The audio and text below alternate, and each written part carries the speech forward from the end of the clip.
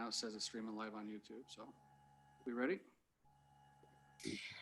So is there a packet or anything that should be up there I should be seeing, or just your faces? This. Oh, I'm sorry. You want to see the agenda. Sorry.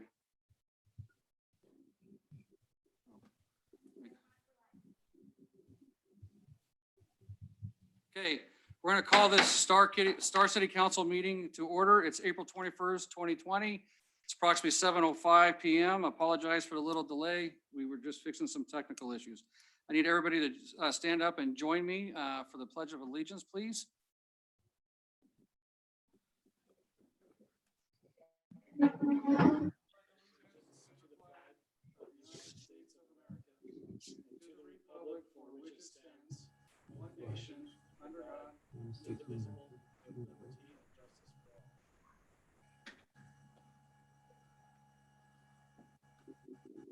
Thank you. Roll call. Oh, turn your microphone on. And then Councilman Hershey, Present. Councilman Keys, Present. Councilwoman Samuelson, Here, Councilman Nielsen. Here. Nobody's getting it. I would entertain a motion to approve the agenda. Mr. Mayor, Councilman Keys, I'd like to make a motion to approve the agenda. got a motion? We got a second? A second. Okay, we got a motion, a second to approve the agenda. All in favor? Aye. Aye. Any opposed? Okay, that stands. Entertain a motion to approve the consent agenda. Mr. Mayor, Councilman Keys, I'd like to make a motion to approve the consent agenda consisting of 4A, regular meeting minutes of January 21st, 2020. Item 4B, regular meeting minutes of February 4th, 2020. Item 4C, regular meeting minutes of March 3rd, 2020. Item 4D, special meeting minutes of March 16th, 2020. 4E, special meeting minutes of March 23rd, 2020. Item 4F, special meeting minutes of March 25th, 2020. Item 4G, claims against the city for March of 2020.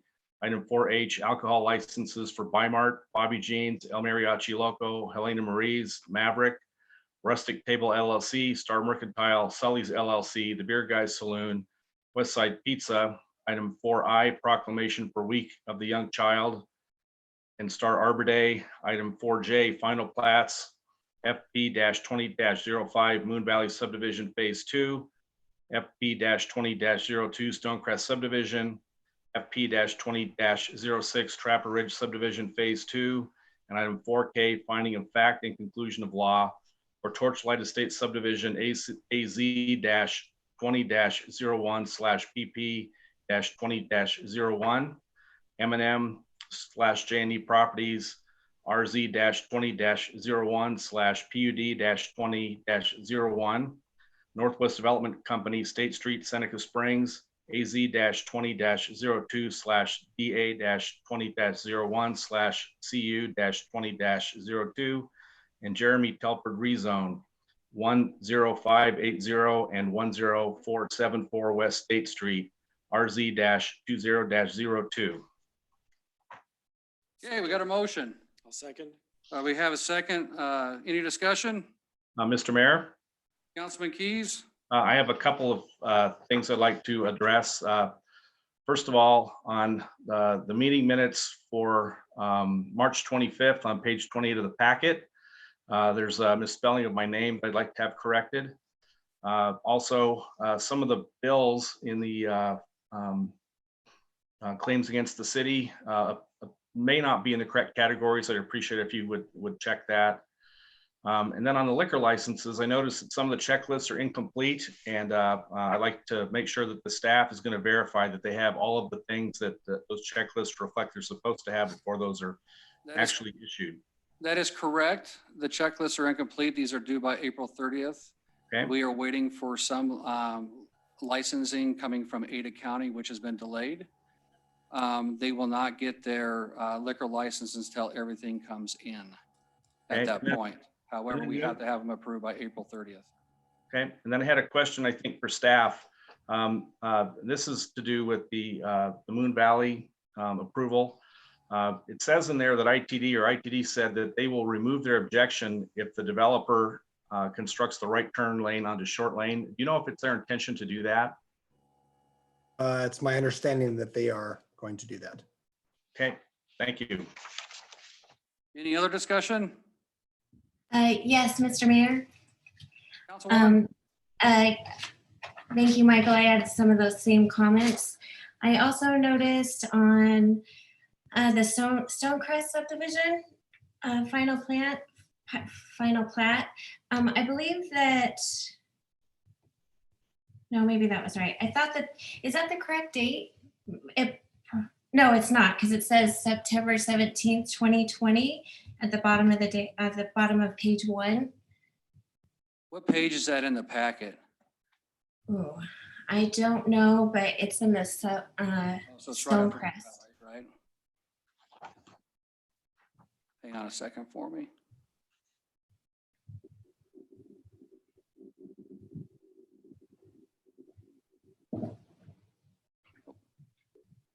On the bottom of the first page, Yeah. that would be page 87 of the History. packet. Okay, so you're saying, Oh, yeah. correct. So we need to correct that on there. It says September, you guys see it right here? Oh, it sure is, yeah. It'd be 19. Good 17, catch. 2020, needs to be September 17, 2019. And then I was also curious in the same one, was there no response from ACHD or ITD? John? You're muted. Yeah, John Nickel? Oh, if there it you wasn't go. in the package, I didn't get any responses from either of those. Other than Okay. other than what's already in the record. Okay, So Jennifer, they did provide responses when they initially brought the information in. So ACHD won't sign the plat until all their conditions are met. And the developer has agreed to do the improvements that ITD is requiring. okay. And then on page 4 in the conditions, I didn't see anything in there with the conditions for approval from the Star Fire Department, which they did submit them, but I didn't see it in that section. So I don't know if they need to be included or not in the conditions of approval. John? Yeah, we can go ahead and add that if that's not in there. We'll put our standard comply with Star Fire District as condition number 18. Okay. And then another question I have is on the Trapper Ridge report. It says, I saw that we had a late, document from Keller Associates. Did they not submit their standard letter? What we received in that email, Sean, that you sent out was like a spreadsheet. Yeah, so when we do a preliminary plat, that's when we usually get that green sheet with their letter. When they're reviewing the final plat, they give us that checklist. Okay. Thank you. I just had some questions. I appreciate it. And then my last question is on the same one, on the conditions of approval on number 10, just a little history for me. How was that on number 10? How was that a 3,000 number determined? That was determined by ITD at the Okay. time that we had the hearing. They indicated that there was a $3,000 impact to the state highway system at that time. And so when we approve that agreement tonight, it'll allow us to collect that fee and place that fee into that account. Yeah, this Okay. is a kind of a unique condition. You probably won't see one written like this again because now we have, after tonight, we'll have our agreement. And so Chris and I will come up with some language on and insert that in the conditions moving forward. Okay. Did that answer your question? Yes, it does. Thank you Okay. for your patience. Yep. No, that's okay. This is perfect. So, Mr. Mayor, Councilman Keys. I'd like to amend my motion to include all the corrections as noted. And I will second that amendment. Okay, we got a motion and an amendment and a second. Any more discussion? Okay, all in favor? I Any opposed? Okay, that motion passes. Thank you. All right, now we're down to item 1 on our old and new business, which is the Allied Way Service Amendment. Trying to get there, sorry. Guess it would help in the future for myself to put page numbers.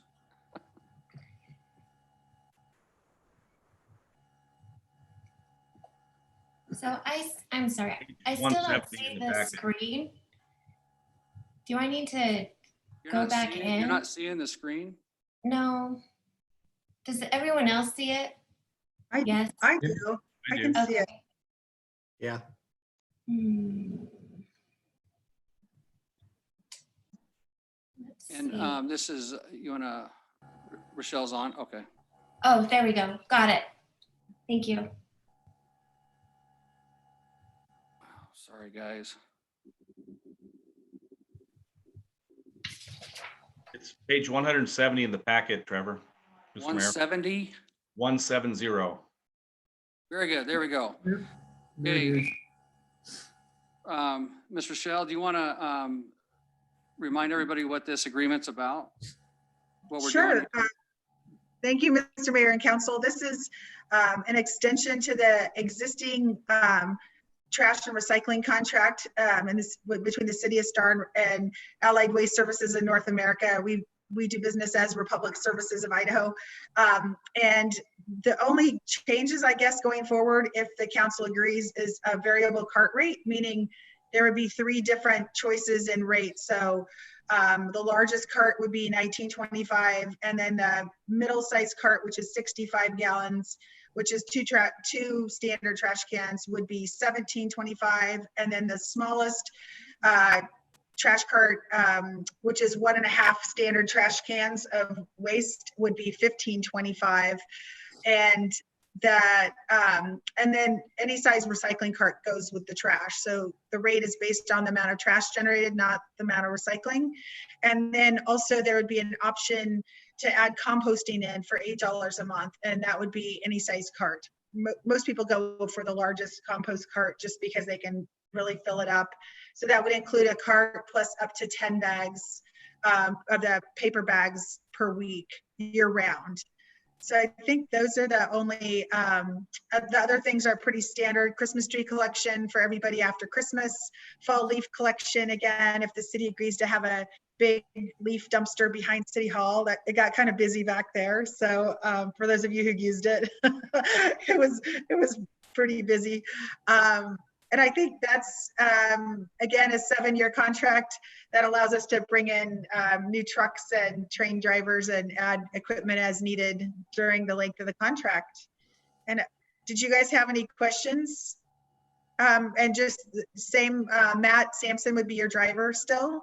And he has a natural gas truck for now, but he would be one after the first wave of electric trucks. We would like to get Matt an electric truck. So it might be a couple years out, but hopefully during this term, we'll see that transition occur. And just so everybody's aware, I had a meeting with Ada County. They were concerned about removal of Ada County off of the terms here. However, they wanted the option open to be able to take it to Ada County. They thought that we were preventing this trash from going to Ada County anytime in the future. But ultimately, it's up to Republic and Allied Waste to decide where it goes after they pick it up from the corner. So, any questions from council? Yes, I have one question. Is the 7-year standard length that like same with other areas that you serve? Councilman Sampson, yes, it's actually probably on the shorter side. So like in Meridian, it's a rolling 7. So each year it extends for 7, and then they give us notice if they want to stop. City of Boise is 10 years every time we've signed a contract with them, it's 10. It's usually 7 to 10 just because of the expense of the equipment that, you know, you never want to let your equipment run all the way till it's fully depreciated. So generally we make sure the containers and the trucks are constantly being updated as needed. So it is a pretty standard term for a trash contract. Okay, thank you. Any further question? Okay, I'd entertain a motion to approve the Allied Waste Service Amendment. Mr. Mayor, Councilman Keys, I'd like to make a motion that we approve the Allied Waste Service contract with the changes that Rochelle described. okay, we got a motion. Do we have a second? Yes, a second. Okay, Councilman Hershey second that. I don't know if you got that or not.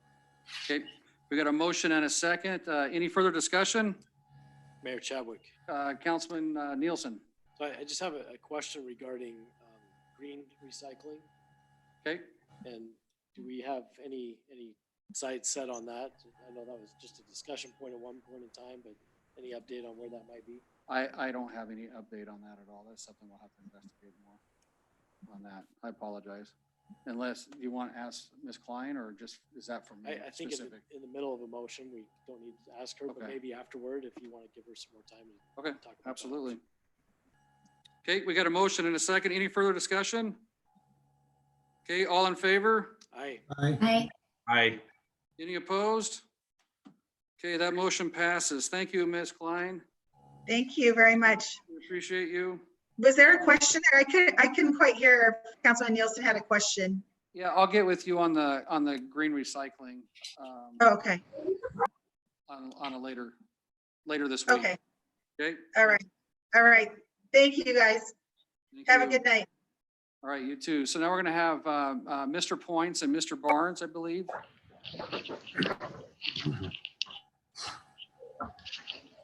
Yeah, good evening, Mayor and City Council. I will be presenting tonight. My name is Jeff Barnes. I'm the Deputy Public Works Director for the City of Nampa, and Tom Points is listening in right now. Can everybody hear me okay? Yes, sir. I hear you fine. All right, great. Well, thank you for your time tonight. Very much appreciate it. We have been working on a project for the past over a year now, well over a year, and wanted to fill you in on what that was. And then there's an MOU, and we're well into the process. So I'd like to also inform you of some of the changes that have happened in the last several weeks too. And we understand that this is not probably the best time to be talking about a registration fee increase in light of all the other issues going on right now. But we are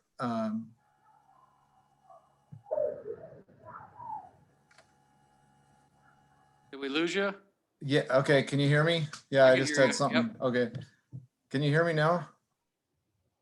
Yeah, we could hear you, but we can't see you.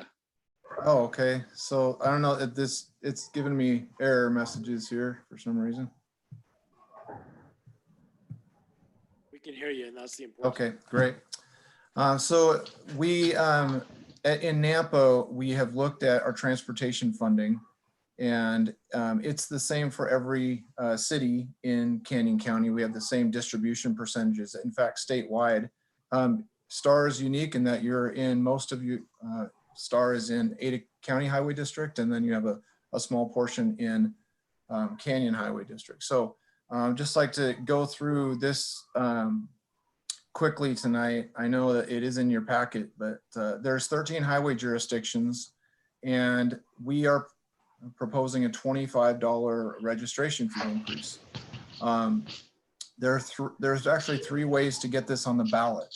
One is for us to sign, all 13 jurisdictions to sign an MOU, presenting it on the ballot. The second is for the county commissioners to vote in a 2/3 vote to place it on the ballot. And then there's an option for 10% of the voting populations within the sub-districts of the county commissions to put on the ballot. So we originally were proposing for and looked at all of the highway jurisdictions to place it on the ballot. If you could go to the next slide, that would be great. So we have 9 out of the 13 jurisdictions in Canyon County who have signed the MOU.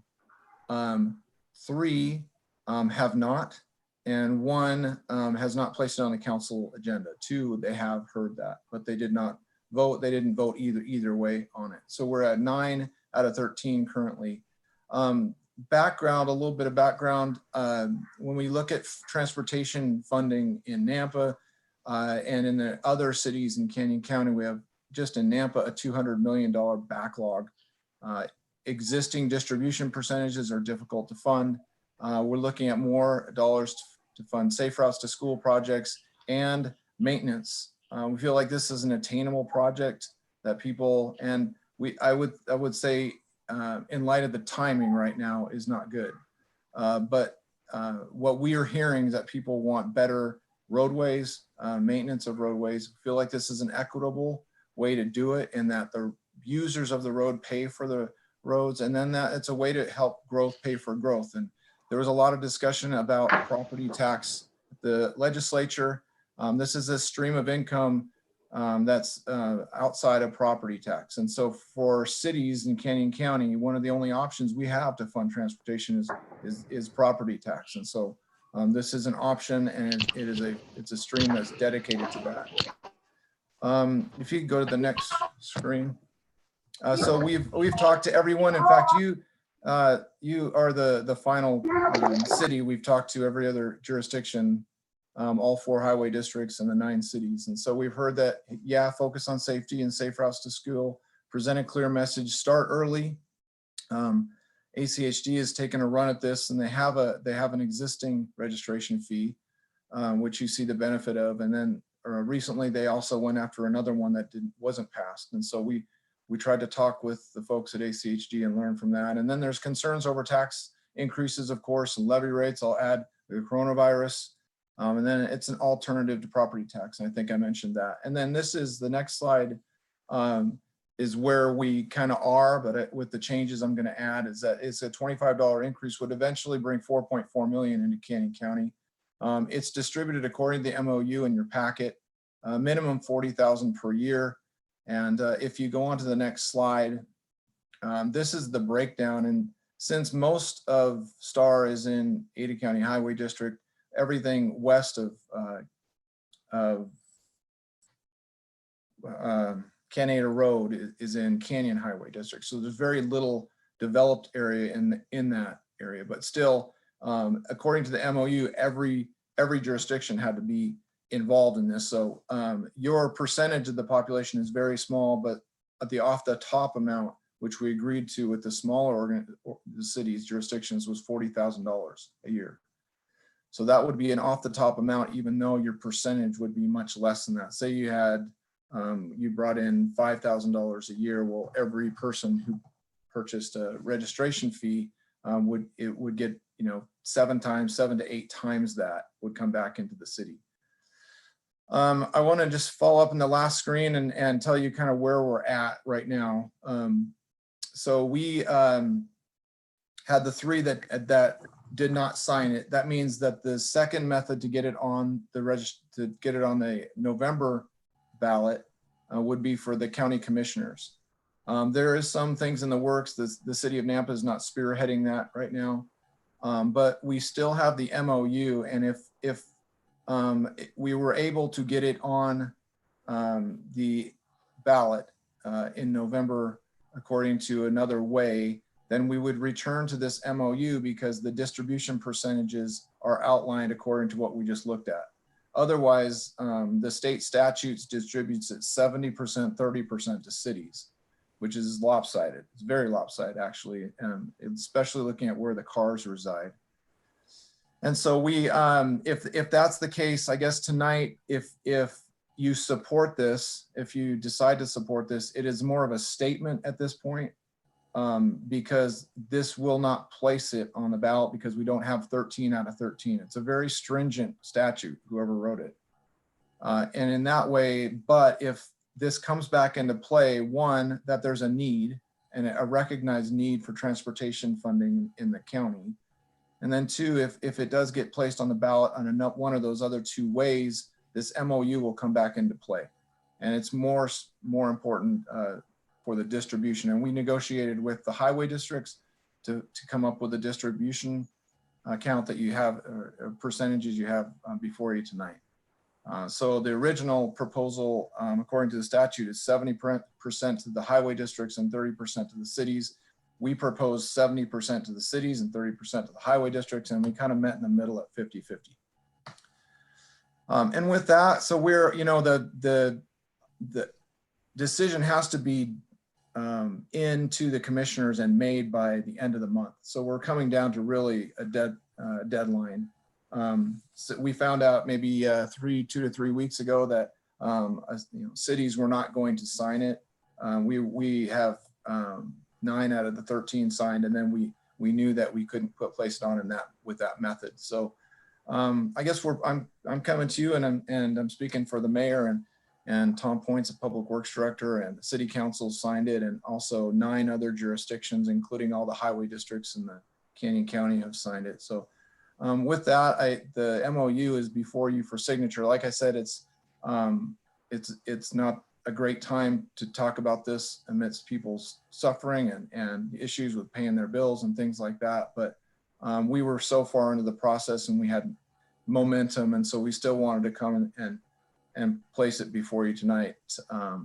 And if nothing else, as an information item as to what we've been doing for the last year. We did speak to your past mayor in December and kind of update him on where we were at, and you folks have been great to hear it tonight. So with that, I'll stand for any questions, Mayor and City Council, and thank you for your time. You bet. Councilman Keys? I just wanted to clarify that the $40,000, that wouldn't actually come to the city. That would go to Canyon Highway 4 because they really serve as our highway department. Is that correct?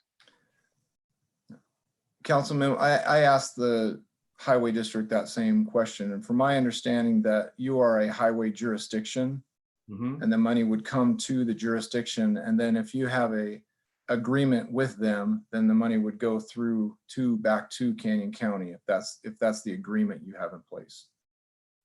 Okay, thank you. Any other questions of Mr. Barnes?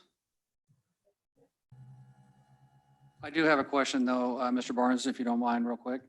On that distribution formula, you know, there's no doubt that the city of Star is going to grow west of Canyon County, or excuse me, Canada Road.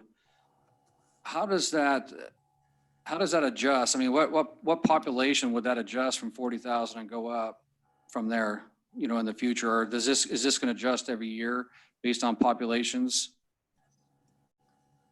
Mayor, yeah, every year annually we would adjust it based on population. To give you an idea of where Star is at, so I believe you're about 5,500 population. Is that close?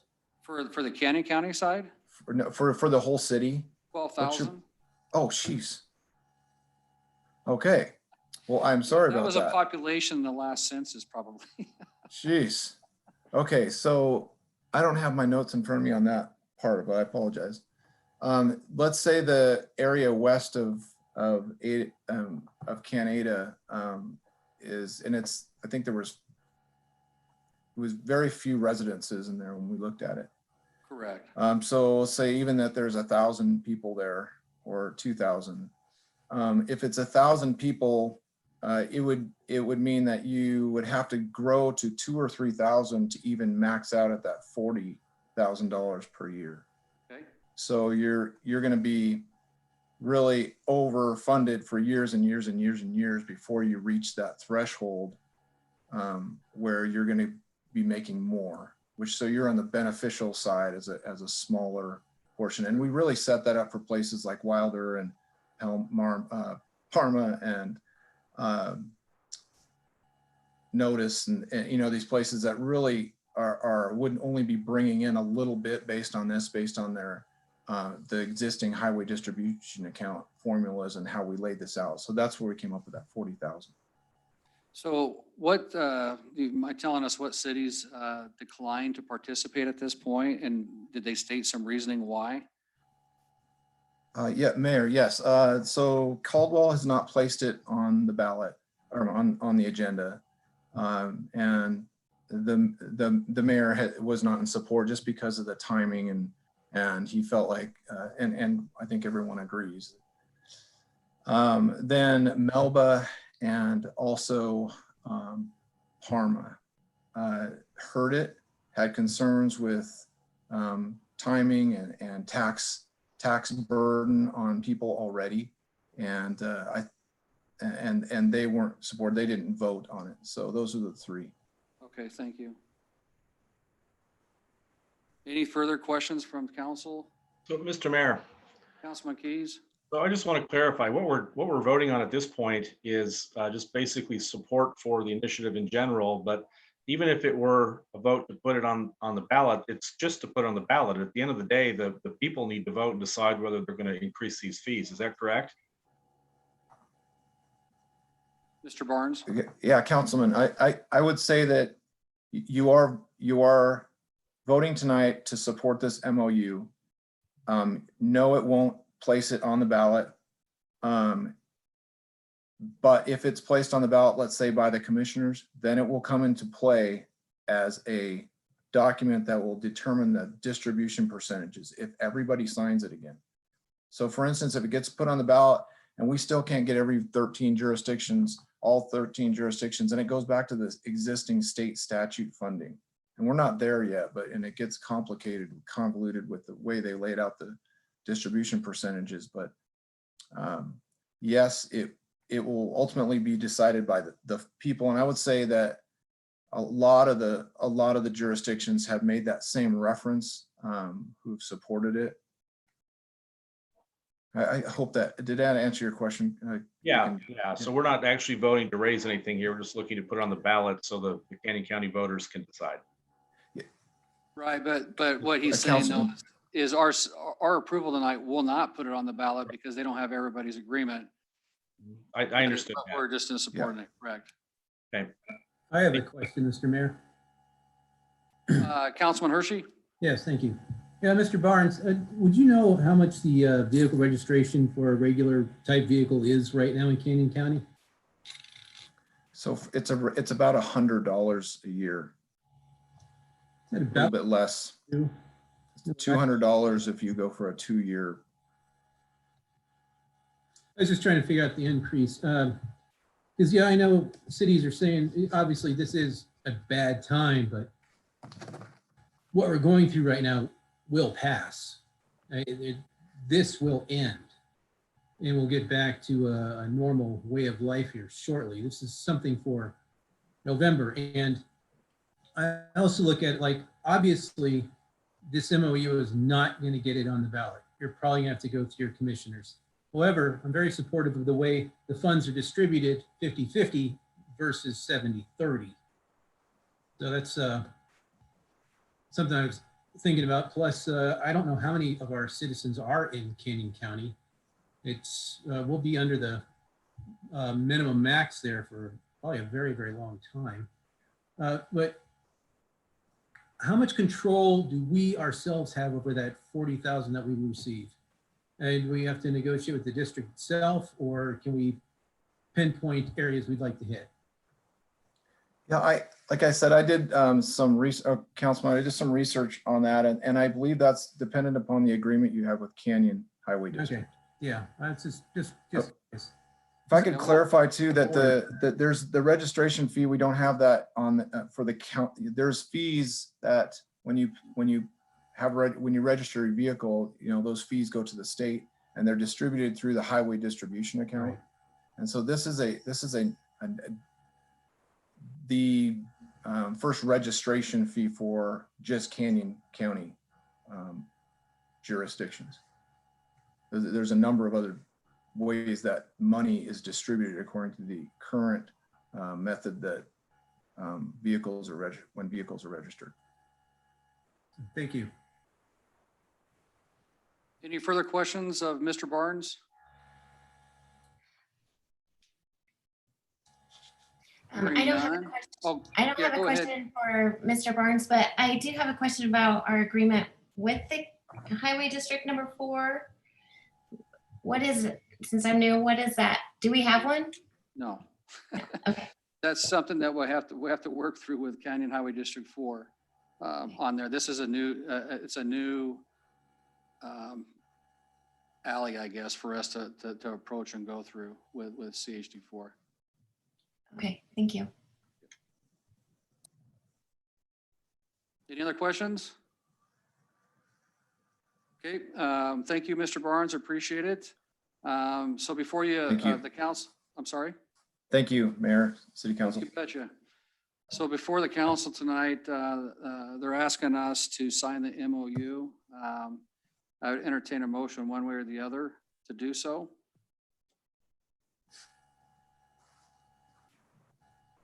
This is the silence here via Zoom. Mr. Mayor, Councilman Keys. I am supportive of our highway district. I appreciate the energy they put into this, and as such, I'd like to make a motion that we approve the MOU. We have a motion. Do we have a second? I'll second. I will second that. Okay, Councilman Nielsen seconded that first, so we got that in the record for Councilman Nielsen, okay? Any further discussion? Okay, hearing none, all in favor? Aye. I, Any opposed? Okay, that motion carries. We will sign the MOU in support of this request.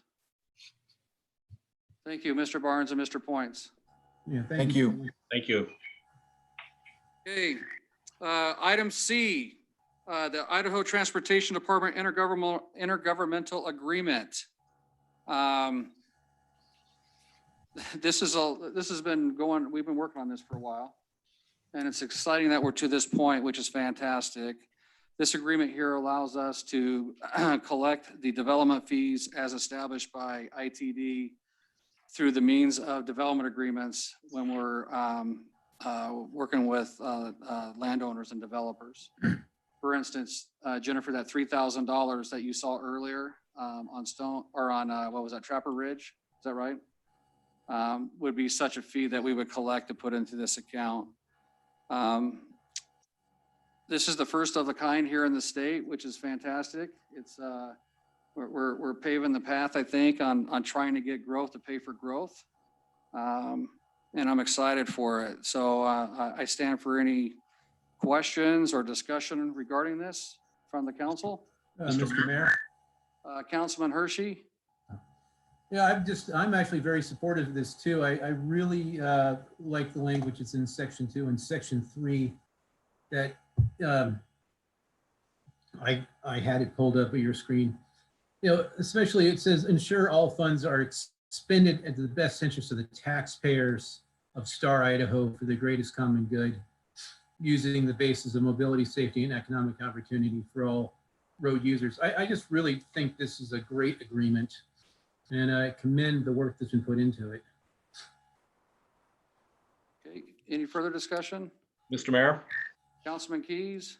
Yeah, I think this is a great step forward for Star. I think that with the work that has been done on the eCamp, with the work that we've launched with ACHD for the adequate public facilities ordinance, with the work that's currently underway to establish impact fees on the Canyon County side, I think this is an important tool. And on that note, I'd like to make a motion to approve the intergovernmental agreement between the Idaho Transportation Department and the City of Star. We have a motion. Do we have a second? I'll second it. Councilman Hershey seconded that. Okay, any further discussion? Mayor Chadwick, Councilman Nielsen? you know, I just want to chime in and say how pleased I am with this agreement and with the work that the city staff and yourself, Councilman Keys and others have put into this agreement. I think today is a historic day for the City of Star, not only for this agreement, but also for our first live stream on YouTube. You know, making that remote attendance and accessibility available for our city. I think just a great day to be celebrated, moving forward in the right way. Thank you. And just to give a shout out, Mr. Caleb Lakey, with our District 3 ITD engineer, and his staff have been very supportive of this and have put a lot of work into it as well. So we got a motion and a second. Any further discussion? yes, Mayor Chadwick. also agree. I think that this is a great tool that we have here, very supportive of it. I do have a question about section 2, number 6. This project has probably been going on for a while, so just just if you could provide some history about let's see, why about the sidewalk piece. It shall not be programmed as a standalone project. Correct. So I just was wondering about that. So the funds that are collected need to be utilized also for the roadways. So the whole purpose of this is not just using the funds to build sidewalks along the state highways. If we want to put sidewalks along the state highways, then we need to do some road improvements as well with that. And that's been one of the things that ITD would really like to have in here in this agreement. And I agree with that as well. Okay, thank you. Okay, any other questions or comments? Okay, we have a motion and we have a second. All in favor? Aye. Aye. Any opposed? Okay, that motion carries. Thank you. All right, now we got the Western Alliance membership. Hang on one sec here. Let me, I gotta remember I can control this right here. We have the Western Alliance membership.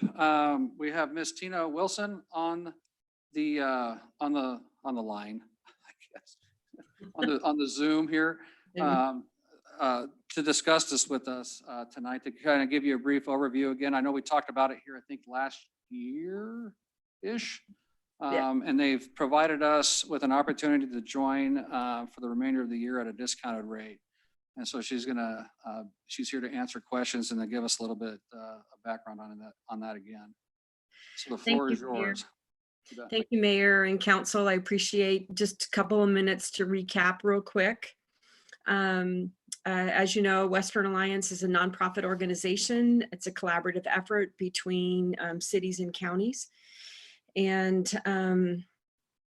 my work as an economic developer is directed by the members of the Western Alliance. We are a membership organization.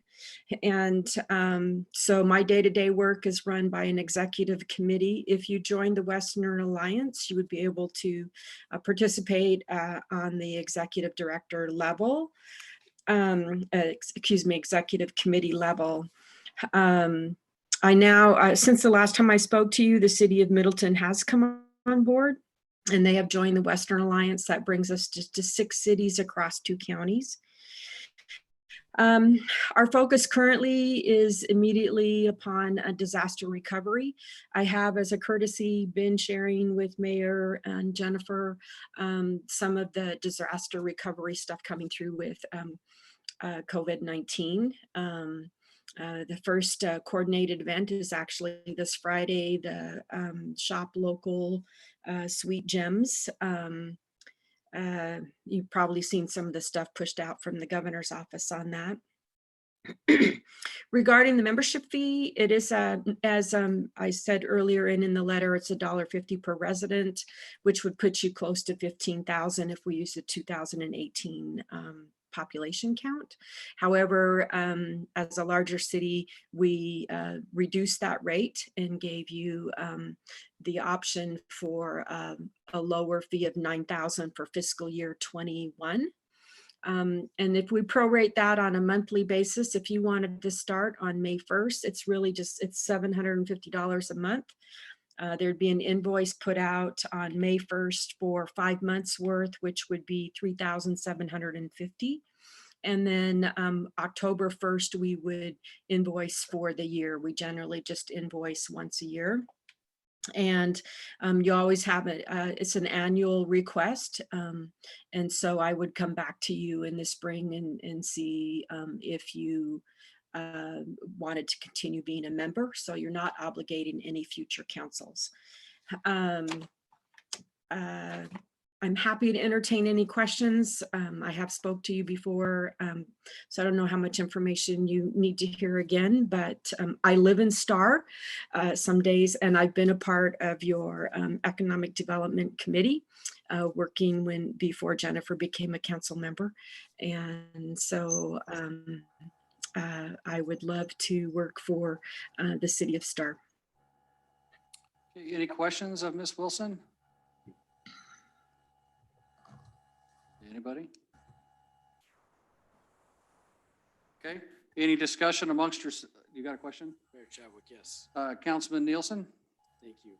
Sorry, I was looking for my button to turn my microphone on, then I realized it's the button on the microphone. Right. So, technical challenges here. Ms. Wilson, thank you for being here today, and thank you for your service in STAR thus far. You know, I'd like to understand a little bit more, if you could provide the council with some specific examples of things that the Western Alliance has done by way of business attraction, and things like an expansion services that you've done in some of your other cities, member cities. So I have in 2019,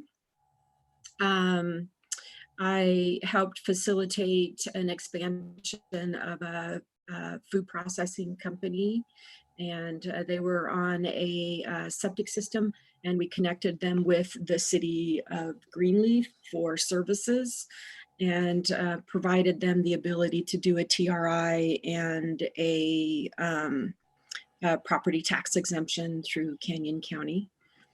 I also worked with a waste to energy plant, which they've gone through the process of completed their phase 2 engineering study. And so they're moving forward with their project that's outside the city of Parma. I currently am working with 2 subdivision developers, one in the city of Greenleaf and one for the city of Wilder, helping them go through the permitting processes for state agencies, county, and their cities. I've done, there's lots of ag in Western Canyon County, worked with the hop growers, worked with the Sunny Slope Wine Trail, helping them with expansions. On business attraction, at this point in time, I work directly with Boise Valley Economic Partnership, BVAP. I sit on their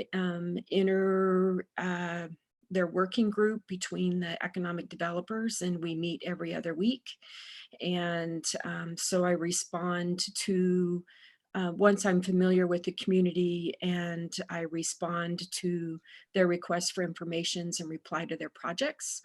And I also do that for the things that come through the state. So every time there's a call out for business attraction. I also, one of the things about that I did not do and have not done for STAR is I haven't done an inventory of assets. I haven't taken a look at what lands are developable. I haven't done any conversations to facilitate what type of businesses or neighbors that you would be looking at. I did have several conversations with Mark Ridley before he made the decision to move forward. So through my working with Middleton, Ridley's reached out, and because of Middleton, they are a member. I did work with Mark Ridley a little bit on that, on our new grocery store that's coming in next door to me. I actually can look out my back window and see all the dirt move. I have in the past attended some vendor fairs. When there are vendor fairs, maybe not really the right word, but like a food show or processor show, I have done those things. Those things are programmed in and directed by the members. So when a member expresses a desire to attract a certain type of industry, then I work with my colleagues to find the right spot to go and do recruiting. So my focus for Canyon County at this point in time has been on the food processing sector and agriculture. It would be a matter of learning what STAR's desires are and then working them into the budget to be able to accomplish that for the fiscal year 21. Next 6 months, we're actually probably going to be really directed towards business retention. We want to make sure that your existing businesses survive and thrive.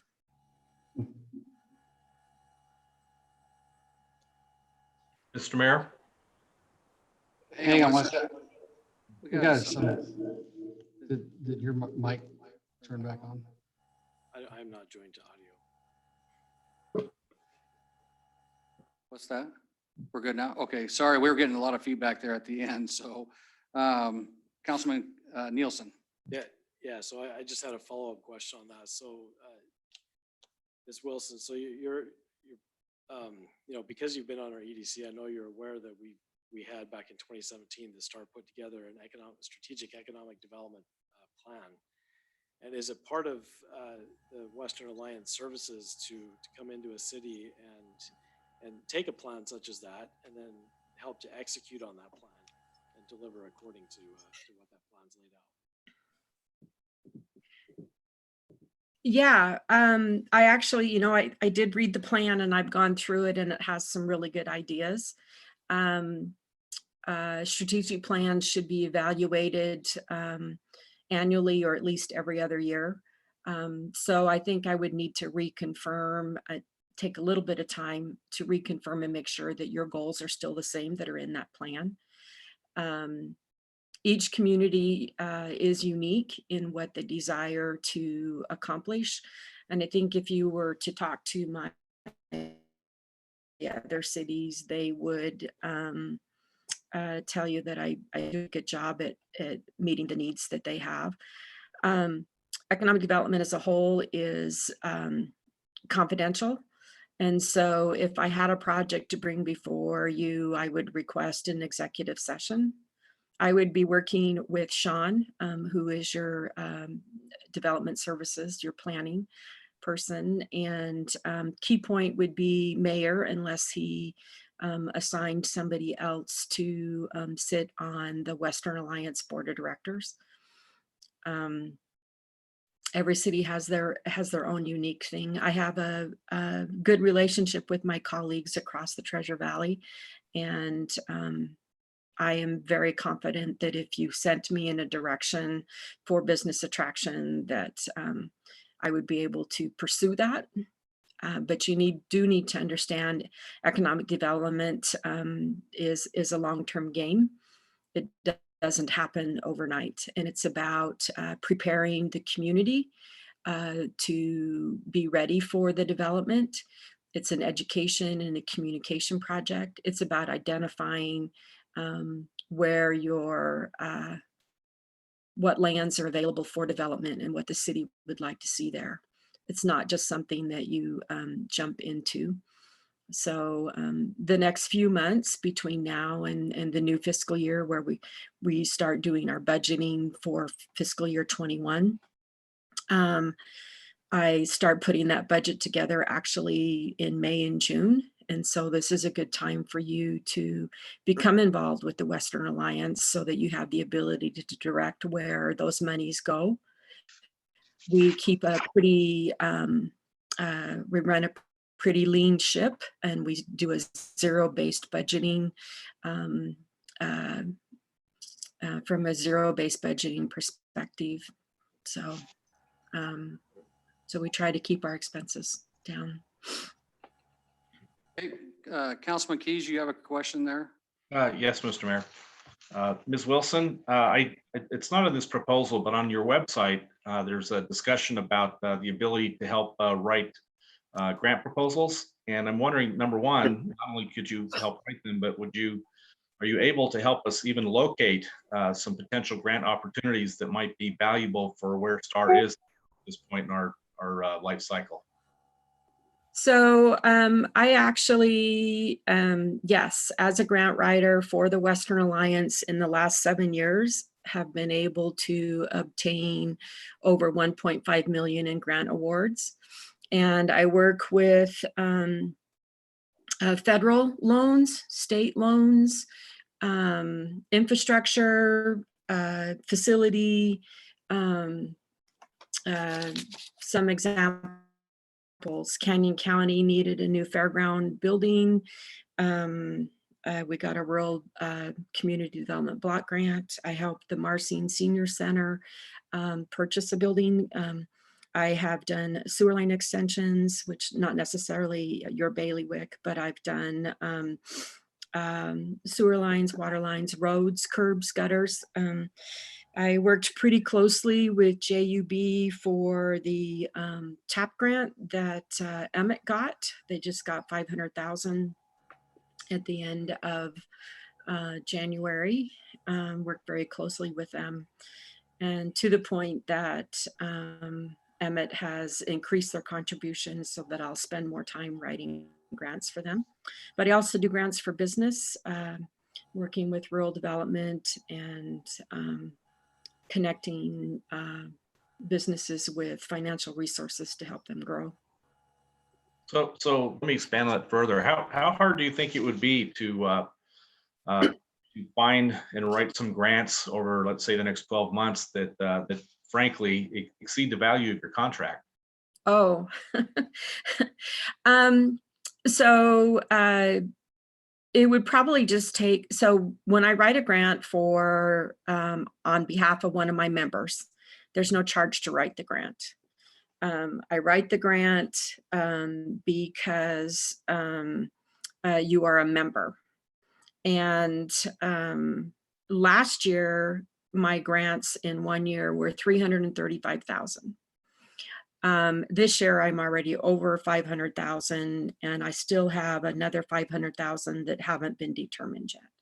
So it would really be, in essence, one grant would cover the 9,000. However, it would be a matter of what you were looking for. Generally speaking, grants go well with people in programs. If you're looking at facilities, a lot of times that is a community development block grant, as well as a, it could be USDA's facilities. So if there were buildings that might need to be improved upon. I have in the past, when I was working with Middleton, I don't know, 4 or 5 years ago, I worked with Becky Crofts on her, with Regents Blue Shield, the Community High Five grant for their parks. So it's just, I will tell you, grant writing season, generally announcements come out in November, December. And they become due in that first quarter of the year, the calendar year. And I do spend time doing a lot of my grant writing in that first quarter of the year. So yeah. So, and then on administration, I think generally cities are set up to do their own grant administration. And so if I don't have to administer it, I'd much rather that the city did, because they have the financial wherewithal to do that. The accounting and the experience, right? I can help give them the technical assistance to make sure that the administration part is set up. But yeah, grants are a key component of what I do. Okay, thank you. Any further questions of Ms. Wilson? I have, but it's a small. Councilman Hershey? Yes, thank you, Mr. Mayor. And Ms. Wilson, I think what you're offering is a good idea. And I know that economic development is a long game, like you said. However, there's risk that we would take by signing on with you. I was wondering if for fiscal year 21, instead of just saying 9,000 flat, if you'd split it into two $4,500 6-month blocks. I can do that. Yeah, I just have to, I'd have to run that by my board. But I do give, Department of Commerce has the Rural ED grant, and I'd split that into 2 payments. And then there are some Idaho Power and Intermountain Gas pay in the first quarter of the second, so it'll be like in the January of the calendar year. So we kind of run, yeah, so I invoice as to that, the desires of the member. I'm just, Yeah. the reason I'm asking And that I will is- tell you, just so that you know, so the city of Greenleaf is the fiscal agent for the Western Alliance. I don't handle any of the money. The invoices come from the city. They take in this in the funds, and they disperse any funds. And every month, not only does the Western Alliance review the expenditures and the financial status, but so does the city of Greenleaf's city council. So just so you know that there's definitely oversight and transparency on where the funds are for the Western Alliance. Thank you. Chadwick, one last question. Councilman Nielsen. So, Tina, how big is the Western Alliance? How many employees are there? How many people are there that do what you do? I am the only employee. I work with my city halls, and I have support staff with the city of Greenleaf. So the chairman of the Western Alliance is Dave Lincoln. He's a highway commissioner for Golden Gate Highway District. The vice chairman is Bill Batisi. He's a county commissioner with Gem County. My secretary treasurer is Lee Belt, and he's the city clerk from the city of Greenleaf. So I have the full support generally of city staff. When I have a meeting, a lot of times I'll use a city office where I'm at. My office, I have an office in Greenleaf, but I work out of my home here in Star. And so I'm able to be responsive, and I flex my time to meet the needs of my different members. And so I'm salaried. I don't track my overtime, but I'm able to be responsive because of that flexibility. Tonight I'm working obviously late with the city council. I probably won't be at my computer at 8 o'clock in the morning, but I generally work 8 to 5, and I work with chambers of commerces, and so it's me and my treasurer Carrie Huggins at City of Greenleaf, and Lee Belt help me. So. Councilman or Councilwoman yes. Samuelson? Yes. So would you compare, like, with your members, who would you compare us with, like your current members? Would that be Emmett or Middleton? And then of that, how much time do you service do you provide to those members to give us an idea of, what you can provide for us? Okay. So you are the largest city. My 3 largest cities would be Middleton and you and Emmett.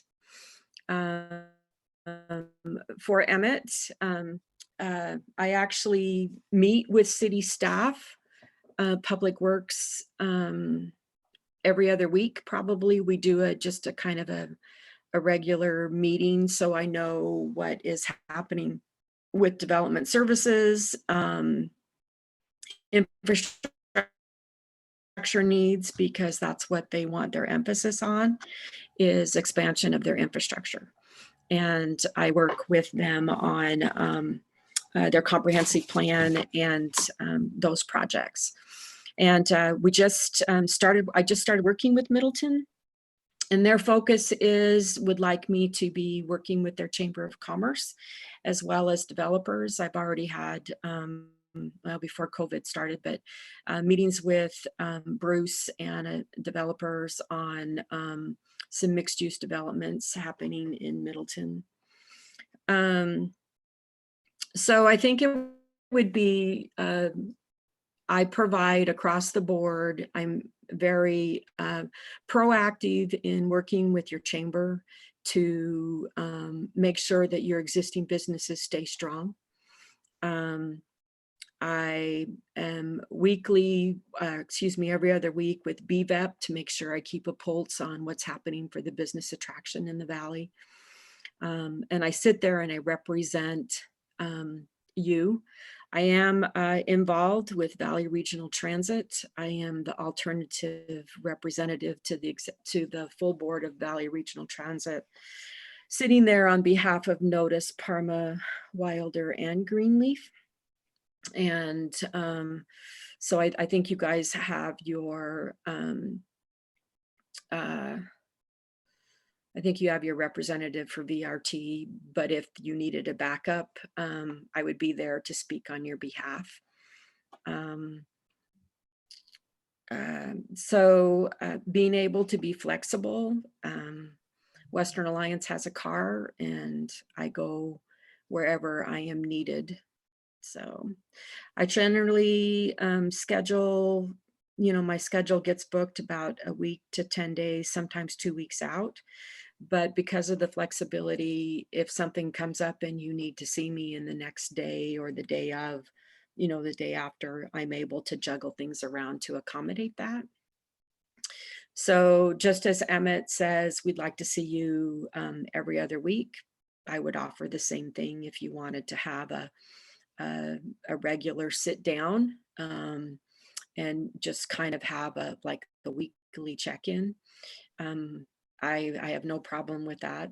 My executive board, so I have a full board of directors. We meet once a month on the third Tuesday of every month, except for this month we're meeting on the fourth one because of I was supposed to be at a conference in Sun Valley today before COVID. It's the Statewide Association of Economic Developers. So I would be offering that same thing if you would like me to meet with city staff on a weekly basis and give you an update. I would do the same thing for you that I do with Emmett. Okay. Any further questions of Ms. Wilson? No. So we need to decide tonight if you choose to join the Western Alliance. And I think you said the reduced rate for the rest of this year is actually $37.50. Yes. And 9,000 in 2021. So discussion amongst the council regarding that? Mr. Mayor, Councilman Keys? I think that 3750 would be money that I'd be willing to invest in this for for the balance of the year. If frankly is kind of a getting to know you rate, it's not bad. At the end of the day, I recognize that Councilman Nielsen is our economic development liaison, and so frankly, I'd really kind of like to follow his lead. But I think I know we have money in the budget. We budgeted, I think, $25,000 for economic development. We haven't spent any of that yet. And at some point, I believe STAR does need to make some investments, but I'd like to follow the lead of Councilman Nielsen. Any other discussion? Oh, Mr. Mayor, before Councilman Nielsen jumps in, I am supportive of this as well because any help we can get, like I said, it is a risk. That is why I would prefer to split it into into 6-month blocks so we can evaluate as we go. It's not a heavy investment, but still it's an investment and there's risk involved. There's been signs, as Ms. Wilson has shown us, as success, especially in the grant portion. But I'd be willing to support this now and into the future, but I'd like to have some definitive measuring blocks. And I think the 6-month mark is a good one just to take a pulse check. Okay. Mayor Chadwick. Councilman Nielsen. So I appreciate those thoughts and remarks from Councilman Keys and Councilman Hershey. And, you know, I think that, you know, the rate, the get to know you rate, I think is what Councilman Keys called it, is probably a pretty good idea. And I think it would help me, at least to see, I guess I have some concerns that I'm not sure can be addressed in this sort of forum.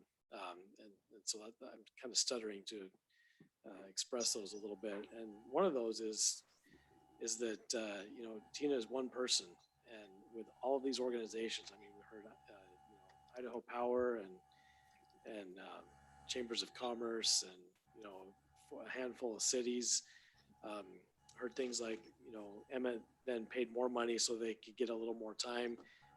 We're coming in at a discount. Does that disadvantage us as far as, you know, time spent on the city of Star? I think we need to figure out how those decisions are made, and so, you know, the get to know you rate is probably a good idea. I think, you know, splitting it up into a couple of different payments for next year is also a good idea. And let's see how this works. It seems like it's a different approach to economic development than perhaps some of the others that are out there. And, you know, maybe there's, you know, one or two things that are of value and the rest isn't. I just don't know. So I guess from that standpoint, I'd be supportive of an initial trial period and see where we go from there. Any further discussion? I'd entertain a motion. So Mayor Chadwick, Councilman Nielsen. I will make a motion that we engage for the remainder of this fiscal year for that $37.50 fee, and then reevaluate in our budgeting cycle for FY21. Okay, I got a motion. Do I have a second? Second. Okay, any further discussion? Okay, motion and a second. All in favor? Aye. Any opposed? Okay, so that motion carries. We will join for the remainder of the 2020 fiscal year at the $37.50 rate, and we will, from what I understand, what you're saying is review this for 2021 during our budgeting cycle. That's correct. That's correct. Okay. Thank you there, Ms. Wilson. Thank you very much. And Councilman Nielsen, would you like to get together? When would you like to get together to kind of have a little more depth conversation and direction for me in what you would like to see happen? So the way I look at this is the council, you know, the committee can recommend, the council decides, it's up to the mayor to execute. So I look for him to reach out to you. So I'll reach out to you and Okay. We'll go from there. All right. Thank you so much for your time this evening. Thank you. Thank you. Thank you. Thank you. So now we're on the item E. Is Chris on the line? Yep, I'm still here. So on these two Moon Valley, I don't believe we originally opened them up. We just tabled them because of the COVID-19 issues back in March. And we have to table them again because we gave it this date as an indefinite. We're gonna table it indefinitely. So we don't have to open these up, correct? Correct. Yeah, you don't need to reopen the public hearing. They can both be tabled under one motion. And I think as the council understands is that by tabling it indefinitely, when they do get rescheduled, they'll have to be republished in the paper and reposted on the site. Correct. And that's the reason we're doing it indefinitely. We don't know exactly what the process looks like yet for us to do public hearings with this system. We're still getting this up to speed, and we don't know what the governor's orders are going to be yet. So I would entertain a motion to table items E and F indefinitely. So moved. Seconded. So we have a motion and a second. Any further discussion? All in favor? Aye. Was that a, yeah, any opposed? Okay, so that motion carries. So now we're on the reports. Mr. Sean, do you have any reports?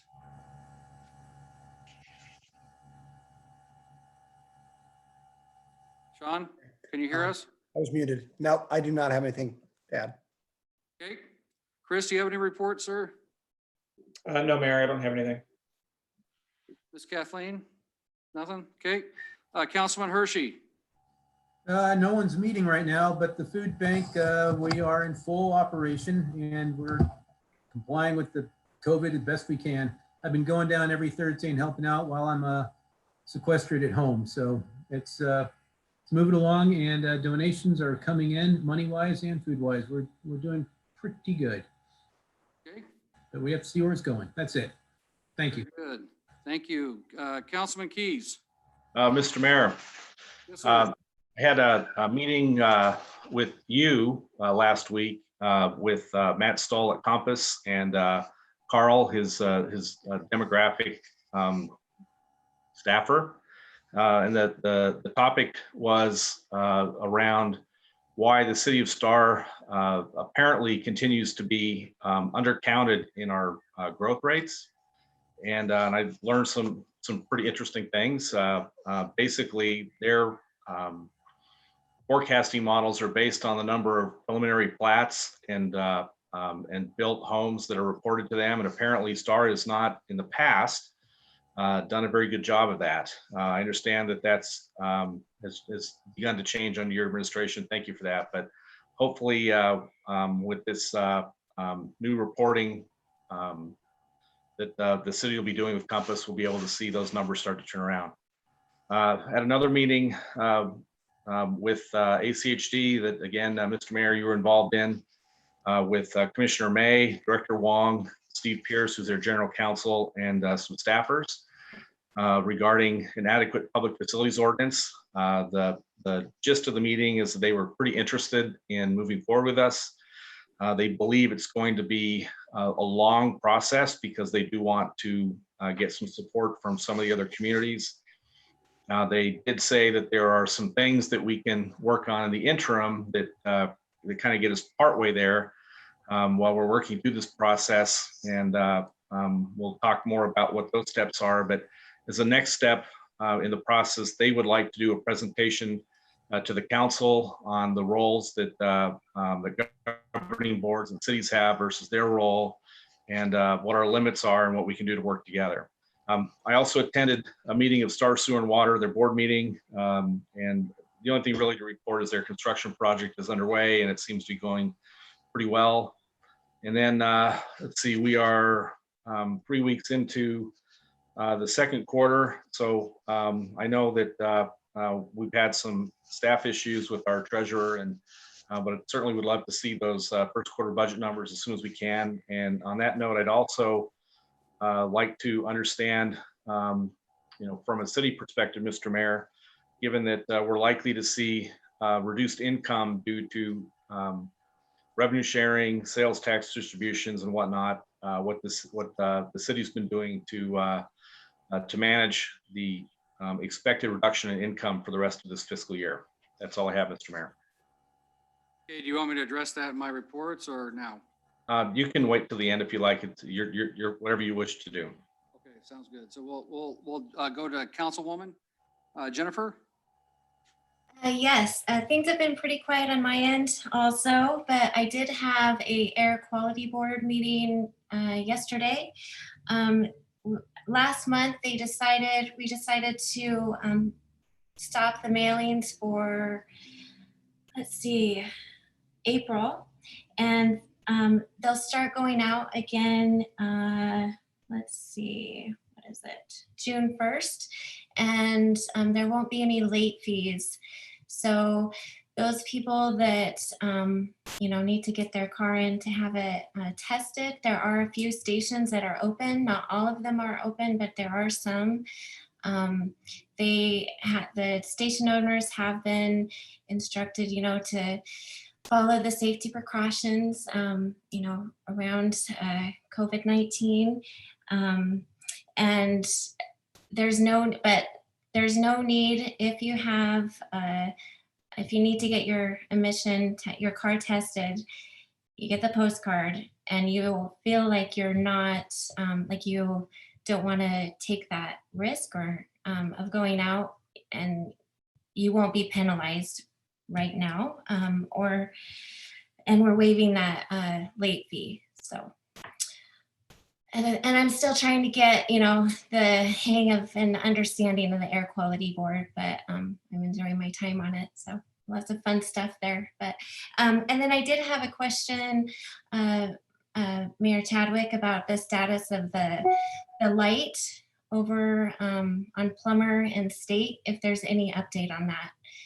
And the pathways. Sorry, I was The gonna path- say, I'll give you the update when I do my report. Okay, great. And then the Pathways and Beautification Committee, they did not meet this month, just with everything going on, but they are working on some things behind the scene. And they may be partnering with on a fun project down at the river. More information will be coming out about that here shortly. So thank you. Thank you. Councilman Nielsen? So I'll keep mine very short and sweet. My committees have not met since or due to the COVID-19. So that is my report. I do have a question, Mr. Mayor, if you could address in yours what you anticipate, whether or not you anticipate letting the city's declaration of emergency expire or be asking the council for a renewal. Okay. Okay, with that said, at this point, I will answer your question first, since you were the last. We're gonna let that expire at this time until we get further direction from the governor on April 30th. I am on calls 3 times a week with Ada County Emergency Management, and a combination, I guess, of Ada County Emergency Management and Canyon County Emergency Management. That has the hospitals on there. We had Mr. Alquist on there also yesterday talking about this is the COVID-19 challenges. They are seeing a reduction in numbers. There is right now a lack of data still, in my opinion, to make, so I think some real good decisions, but I think people are really trying to drive some of that data to get it to us. With that said, I did talk to our Central District Health representative, the main man, and he advised me that we can remove the barriers most likely in the next couple of days on our skate park as well, which is going to make some kids happy, I believe, on there. I just want to confirm that you called him the main man. He's the main man with Citrus, our area. Okay, just Yeah, sorry. I want to be sure I heard that right. So anyway, I hope that answers your question on where we're at right now with that. With Jennifer, with your question regarding the light at Plummer, I had a conversation with Mr. Groves yesterday regarding that. The outfit that he is using had an unfortunate accident on this weekend with a couple of their staff that was going to run this project that had to be life flighted out of the hills. So I'm going to get an update on supposedly tomorrow regarding when that light is going to start because they have to retool a little bit because of the projects they have going on. But the goal is to hopefully start this thing here in May. We've been pushing this. There was a challenge with getting some stamp maps back from ACHD, which I made a phone call and we got them within an hour after making that call. So we're trying to push this to get it done while the traffic is lighter.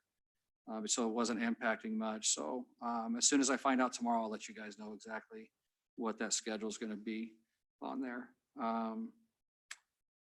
As far as Councilman Key's question regarding budget. So we are anticipating a budget reduction in our revenue sharing from the state. We just don't know what that looks like yet. I pulled some reports, but we're going to verify some numbers here on where we're at with our revenues. Some of the concerns also is with property tax collection coming in June. There may be a delay in some of the folks' payments based on what's been happening here in the last a month, which is expected. With that said, there's a couple things that we're doing here within City Hall to prepare for part of that shortfall. And some of them will be relating to the hiring of a code compliance planner too. Sean and I discussed this, and we chose to back off on doing that at this time. We actually had it posted, but we decided to pull it with that anticipation. Additionally, the PR person that we were going to hire, which I think is, to be honest with you, after this last month, it's a very important position. And I'm going to bring that up here in a minute. We're going to hold off just until we find out what's going to come up with our budget or with our financing from the state. Additionally, on the park side, we're not going to do any temporary seasonal workers. We're going to hold off on that. And the parks, I'm sorry, Bob's department, the parks maintenance. I've actually asked all of them to sit down and let's look at their budgets and see what actually needs to be done and what doesn't, so we can kind of prioritize based on what's happening with our funding that's coming in. So I think we're going to be in good shape. With that said, you know, I anticipated building permit numbers to really decrease this month, and they did not. We have 41 already for the month of April. And that puts us at 268 building permits for the year, halfway through the year. We budgeted for 210. So we're over that amount. So we may have some wash in there, but that's yet to be seen at this point. So actually 267 of them, one of them was, I guess there's a exempt for the park impact fee from the Reunion area, I believe. So that gives us like 267 when we have funding going into our park impact fee money. But then also we have all the money that comes in from the portion of the inspections and such that will increase our revenues there. So did I answer your question, Councilman Keys? It does, and I thought we had budgeted for 250 permits for this year. I went back and looked, it was 210. I double checked that because I thought it was 250 as well, but it was 210 the way the math comes out with that.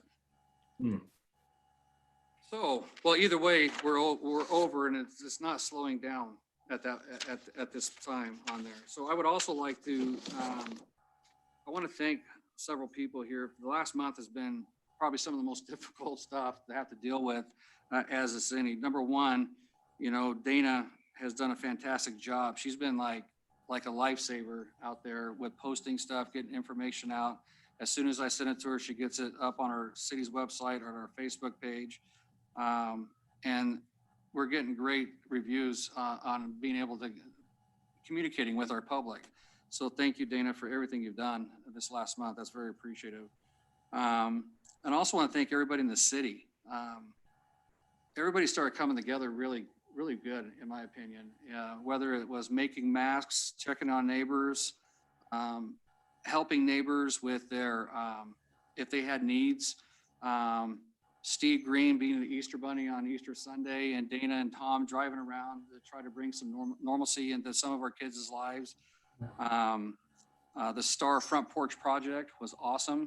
The pictures and the like on there were fantastic. If you guys haven't seen them, go to, is it Gene Wolford Doc? Oh, Star Front Porch Project on Facebook has a lot of those pictures.